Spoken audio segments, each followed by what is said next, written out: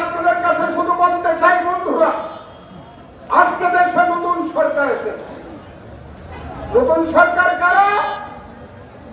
ওই আবু সাইদ রুকেয়া বিশ্ববিদ্যালয়ের ছাত্র নেতা যে হাত উঁচু করে বলছিল তোর গুলি, মুখ দিয়ে গুলি লেগেছে, পেট দিয়ে বের হয়ে গিয়েছে, দৌড় দেয় নাই।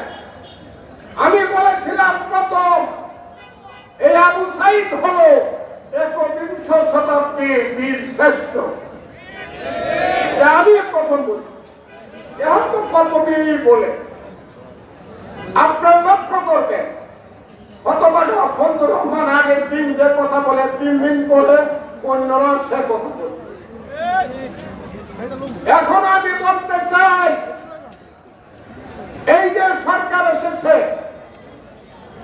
এই সরকার প্রতিদিন খবর পাঠায় বিভিন্ন ভাবে, ভাইকে বলেন, স্যারকে বলেন, নেতাকে বলেন, উনি যাতে এত কথা বললে আমরা খুব খুশি। নিশ্চিন্তে খান স্বাস্থ্যকর অল টাইম পান, অল টাইম হেলদি লাইফ। এত গরম হইতে থাকেন, শীতের দিনে গতি খুব গরম লাগে, এতদিন থাকতে চান কে? আপনার তো অন্তর্বর্তীকালীন সরকার। আমি তো সব সময় বলি, কোন গাছ লম্বা না কলা গাছ লম্বা বলেন তো আপনারা? কোন গাছ লম্বা, কলা গাছ না বট গাছ? বট গাছ যদি লম্বা হয়, নির্বাচিত সরকারের আয়ু যদি 5 বছর হয়, তাহলে অনির্বাচিত সরকারের আয়ু 3 মাস 6 মাস হইতে পারে। আপনার 10 বছর থাকতে চান কেন? এগুলা করেন কেন? ইলেকশনের কথা বলে মুখ কালা করেন কেন? ইলেকশন করবেন না? আমরা এমনি করে দেব না। ৭৭ বছর বয়স ফজলুর রহমান, 10 বছর আপনারা থাকলে আমার বয়স হইল 87, কবরে দুর্বা উঠবো।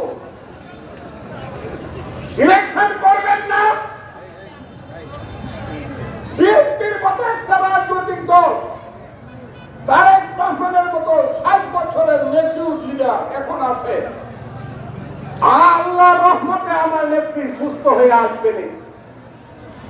এই দেশ এই মুহূর্তে ভোট হলে পরে 90% সিট পাবে বিএনপি।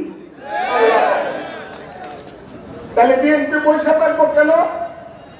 আপনি দেশ চালাইবেন, নাক টিপলে দুধ বাইর হয়, আপনি দেশ চালাইবেন কে? আপনি? আমি একদিন ওই ভদ্র মহিলার উনি উপদেষ্টা মনে বলছে, আপনি কি এত বড় কথা বলেন? আপনার বাপ তো মুক্তিযুদ্ধের সময় দালাল ছিল, আমার কি করবো? ছিঁড়ে ফেলবো? কারো ক্ষমতা না। আমি আজকে আপনাদেরকে বলি, আমাদের মহাসচিব প্রত্যেক দিন বলে দ্রুত নির্বাচন দেন, যত দেরি করবেন নির্বাচন দিতে দেশ তত জটিলতার দিকে যাবে।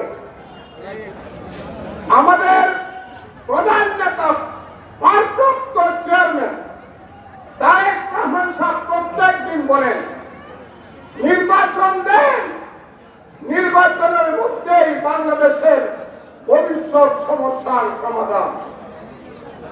আপনারা কর্ণপাত করেন না।